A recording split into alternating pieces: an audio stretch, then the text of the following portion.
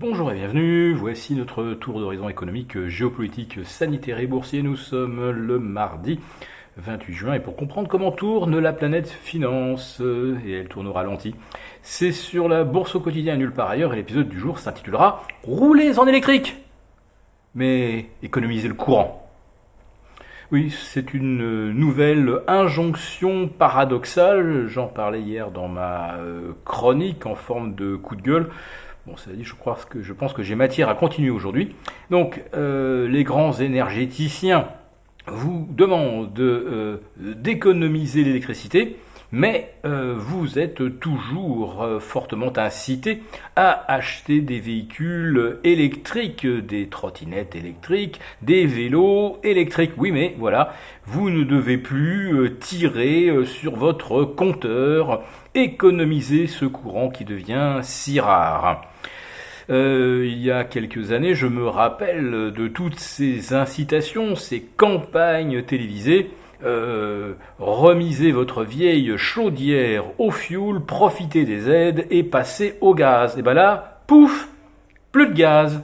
Et puis si on ne peut plus se servir du gaz ou de l'électricité, qu'est-ce qu'ils vont nous dire ? Eh ben, chauffez-vous au bois. Ah, mais interdiction de couper des arbres.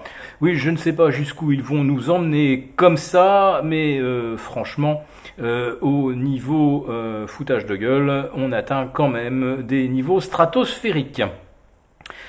Je pourrais embrayer sur les questions sanitaires avec remettez votre masque dans les transports, alors que la plupart des études ont démontré la complète inutilité de masques. D'ailleurs, c'est marqué sur les boîtes. Ce dispositif n'arrête ni les virus, ni les infections bactériennes. Mais voilà, il faut donner l'impression qu'on fait quelque chose. Alors, quand on se met un baillon sur la figure, eh bien, effectivement, ça donne l'impression que l'on participe à un grand effort qui globalement ne sert strictement à rien. Vous savez, c'est un petit peu comme cette pierre magique qui éloigne les tigres. Si on en porte autour du cou, eh bien ça fonctionne très très bien puisque à Paris pour l'instant on ne déplore aucune attaque de tigres.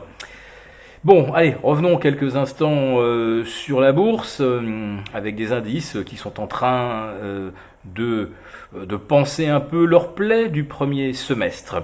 Alors, faut-il s'étonner d'un rebond des indices en fin de mois ? Certainement pas, puisque si vous regardez les graphiques, au cours des 6 derniers mois, on a systématiquement terminé le mois quasiment au plus haut. Je crois que l'exception, c'était peut-être le mois de mai. Mais sinon, effectivement, désormais, il y a une sorte d'habillage de bilan de fin de mois. Et voilà, le CAC 40 refranchit les 6100. Nous l'attendions à 6170 en étant peu ambitieux. Nous continuons d'espérer le voir refranchir les 6002. À Wall Street, ça se passe plutôt bien, puisque là, on n'a pas pris de retard sur l'objectif consistant à refranchir les 3009. Nous avons actuellement un S&P sur ce seuil et qui, en préouverture, s'oriente vers les 3930 et nous espérons le voir combler le gap des 4017 d'ici jeudi 22h. Il nous reste encore donc 3 séances aux États-Unis. Alors, un S&P à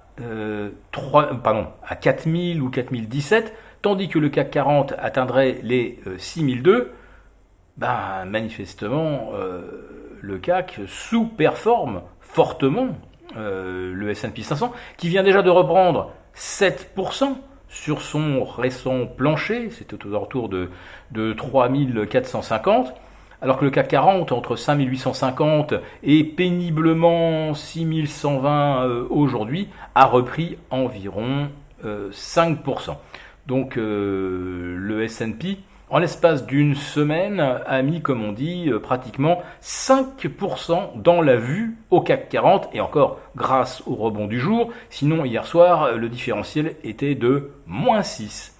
Alors si le CAC 40 reprenait 6% pour revenir à parité avec le S&P, eh ben on aurait le plaisir de le voir atteindre les 6004, mais sincèrement je n'y crois guère. En ce qui concerne l'Eurostoxx, il a peut-être lui aussi un petit peu de potentiel, actuellement à 3571, on peut peut-être espérer le revoir à 3650. Mais une fois que ce sera réalisé, il faudra à nouveau penser à se couvrir, parce que du côté des taux d'intérêt, on a cru à une forte détente la semaine dernière, mais voilà que ça se gâte déjà. Les Bund et les OAT ont effacé la moitié de leurs gains de la semaine passée en une seule séance, celle de lundi, et voilà que le CAC 40 finit d'effacer tous les gains de la semaine précédente avec plus 10 points à 2,1770, et pour les Bund allemands, on efface également tout ce qu'on avait repris la semaine dernière à 1,64, là aussi, voilà 10 points de mieux. Alors qu'est-ce qui peut inspirer cette nouvelle tension qui nous ramène sur des sommets en termes de cherté de l'argent? Eh bien, regardez du côté du pétrole. On a cru un moment qu'il allait casser les 110, et non, il est reparti comme une balle au-delà de 116 sur le Brent et au-delà de 110 sur le WTI. Donc, quand nous vous disions que l'inflation n'est pas près de revenir dans les clous et même de s'infléchir en direction des 5%, vous voyez qu'on n'a rien exagéré.